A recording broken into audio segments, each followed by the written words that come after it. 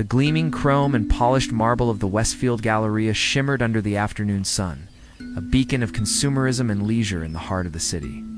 Families strolled, laughter echoed from the food court, and the gentle hum of commerce filled the air. For 16-year-old Jamal Adebayo, however, the Galleria was less about shopping and more about a pilgrimage. He wasn't there for the latest sneakers or designer clothes. He was there for the electronics store on the third floor, where a rare micro-servo motor, crucial for his robotics competition project, was finally in stock. Jamal was a whirlwind of quiet brilliance. His mind, a labyrinth of algorithms and engineering schematics, saw the world in terms of solutions and possibilities. He was an aspiring roboticist, a self-taught coder, and a meticulous builder. His hands, though still young, were already developing the precise dexterity of a craftsman. He wore a simple hoodie, faded jeans, and a pair of well-loved sneakers. Practical attire for navigating the bustling mall and then diving into the intricate world of circuits and wires. In his backpack, nestled carefully, was the partially assembled chassis of his latest creation, a small, autonomous drone designed for environmental monitoring. As he navigated the throng, his eyes scanning for the escalator to the upper levels, felt a familiar, unsettling prickle at the back of his neck. It was a sensation he had learned to recognize, a subtle shift in the ambient energy, the almost imperceptible tightening of the air around him. He didn't need to turn to know he was being watched. Officer Thomas Miller was a fixture at the Galleria, a member of the mall's private security detail, though he often carried himself with the swagger of a beat cop. Miller was a man whose worldview was as rigid as his uniform. He saw patterns where none existed, threats where there was only innocence, and danger in anything that deviated from his narrow definition of normal. And for Miller, a young black man in a hoodie, especially one who moved with a quiet self-possession that he interpreted as defiance, was always a deviation. Miller had been observing Jamal for the past 5 minutes, ever since the teen had entered from the public transport hub. He noted the backpack, the way Jamal's eyes seemed to dart around, and the lack of any obvious shopping bags. Suspicious? Miller's internal monologue clicked. Loitering, probably casing the joint. As Jamal approached the escalator, Miller moved. His gait was deliberate, his hand resting casually on his holstered sidearm. A subtle but unmistakable assertion of authority. He cut Jamal off just as the boy reached the moving stairs. "Hold it right there, kid." Miller's voice was a low growl, rough as sandpaper. Jamal stopped, turning slowly, met Miller's gaze. His own eyes calm, though a familiar weariness settled over him. "Can I help you, officer?" he asked, his voice even respectful, just as his mother had taught him. "You can tell me what you're doing here," Miller retorted, stepping closer, invading Jamal's personal space. "You've been loitering for a while now, looking a little too interested in the exits? You got something to hide?" "I'm not loitering, sir," Jamal replied, keeping his hands visible, open, a gesture of non-aggression. "I'm heading to Tech Haven on the 3rd floor. I'm buying a micro-servo motor for a school project." Miller scoffed, a dismissive sound. "A school project? Right, and I'm the King of England? What's in the backpack, kid? Let's see it." "It's just my robotics project, sir," Jamal said, his voice still calm, though his heart began to pound a little faster. He knew this dance. He'd been through it before. In my textbooks. "Turn around," Miller commanded, his voice hardening. "Hands on your head. I'm going to need to pat you down." Jamal hesitated for a fraction of a second. This was the point where the humiliation began. It was in a public mall, surrounded by shoppers, and he was about to be treated like a criminal. But he knew arguing would only make it worse. He slowly raised his hands, placing them on the crown of his head, and turned his back. Miller's hands were rough, impersonal. He patted down Jamal's sides, his legs, then moved to the backpack. He unzipped it without asking, rummaging through its contents. He pulled out the partially assembled drone chassis, its delicate wires and circuit boards exposed. "What is this junk?" Miller sneered, holding it up. "Looks like some kind of homemade device. You planning on disrupting something, kid? Or maybe building a bomb?" A gasp rippled through the small crowd that had begun to gather. Shoppers, initially curious, now looked on with a mixture of concern and discomfort. Some pulled out their phones, discreetly recording. Others averted their gaze, pretending not to see. "It's for the state robotics competition, sir," Jamal explained, his voice strained, his dignity fraying. "It's an environmental drone. It's designed to collect air quality data." Miller ignored him, tossing the drone chassis back into the backpack with a careless thud that made Jamal wince. He then pulled out Jamal's school ID, Jabal Adebayo, Northwood High. So you're a student. Doesn't mean you're not up to no good." He squinted at the ID, then at Jamal. "You got any warrants? Any priors?" "No, sir," Jamal replied, his voice barely above a whisper. The humiliation was a hot flush on his cheeks. He could feel the eyes on him, the judgment, the suspicion. "Look, kid, I've seen your type before," Miller said, leaning in close, his voice low and menacing. "You think you can just walk around here looking suspicious and no one's going to notice? This is a private establishment. We don't tolerate troublemakers." Just then, a mall security supervisor, a portly man named Mr. Henderson, approached, his face etched with concern. "Officer Miller, is everything all right here? We're getting some complaints?" Miller waved him off dismissively. "Everything's under control, Henderson. Just dealing with a potential shoplifter. Suspicious behavior." "He said he's here for a robotics part," Henderson countered, looking at Jamal with a more sympathetic gaze. "He's a good kid. I've seen him here before. He's a good kid who's acting suspicious," Miller snapped, his authority unchallenged. "Now, if you'll excuse me, I'm conducting an investigation." He turned back to Jamal. "All right, kid, I'm going to need you to come down to the security office. We're going to check your background, see if that school project story holds up." Jamal felt a wave of despair. This was it. The long, drawn-out process of being questioned, of having his parents called, of the stain of suspicion clinging to him even after he was cleared. He closed his eyes for a moment, trying to hold on to his composure. Unbeknownst to Officer Miller, a very important patron was about to make an unscheduled appearance. Governor Evelyn Reed, a woman known for her sharp intellect and her commitment to social justice, was at the Galleria for a quick, private stop.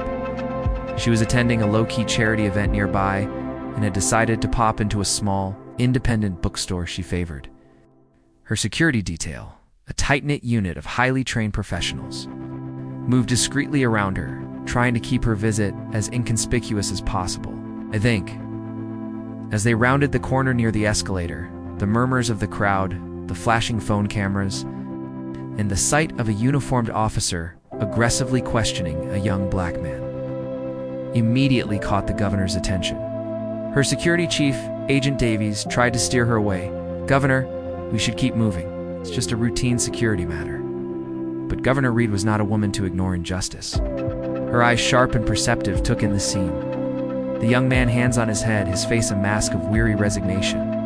The officer, his posture aggressive, his face set in a sneer.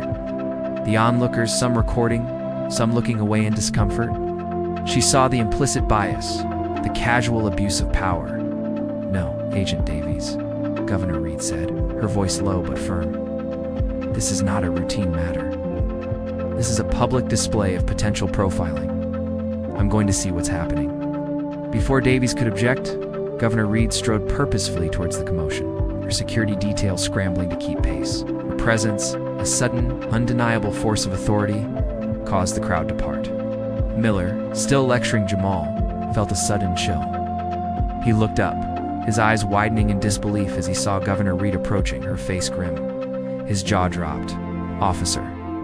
Governor Reed's voice, though not a shout, cut through the mall's ambient noise like a laser. "What exactly is going on here?"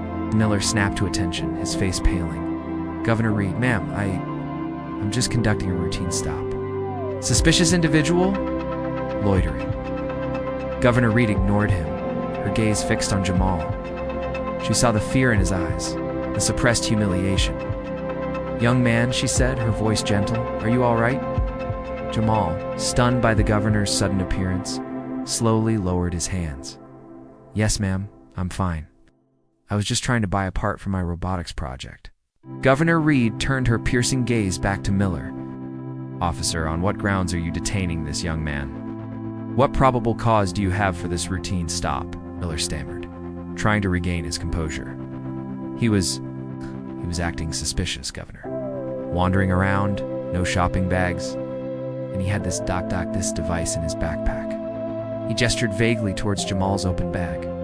Governor Reed walked over to Jamal, her eyes meeting his. "May I see your ID, young man?" Jamal, still processing the surreal turn of events, quickly pulled out his school ID and handed it to her. She examined it, then looked at the drone chassis in his bag. "This is a robotics project?" she asked, her voice intrigued. "For the state competition, you said?" "Yes, ma'am," Jamal replied, a flicker of hope in his eyes. "It's an environmental drone. It monitors air quality. I designed the code myself." Governor Reed nodded slowly, her expression thoughtful. She then turned to Officer Miller, her eyes hardening. "Officer, I see a promising young student, clearly engaged in an academic pursuit. I see a device that is clearly a robotics project, not a weapon. And I see a young man who has been respectful and compliant throughout this entire baseless interaction. What I do not see is probable cause. What I do see is a clear case of racial profiling." Miller's face flushed a deep crimson. "Governor, I was just doing my job, being vigilant." "Vigilance is commendable, officer," Governor Reed retorted, her voice now sharp, "but prejudice is not. You have publicly humiliated a minor without cause, based on assumptions that have no place in law enforcement, especially not in a public space like this. This is unacceptable."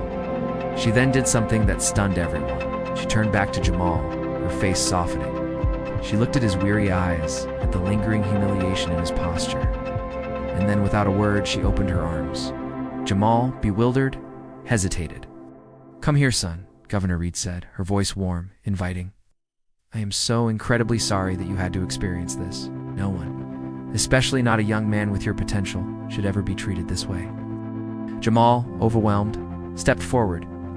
Governor Reed wrapped her arms around him, pulling him into a firm, comforting hug. It wasn't a political gesture. It was a deeply human embrace.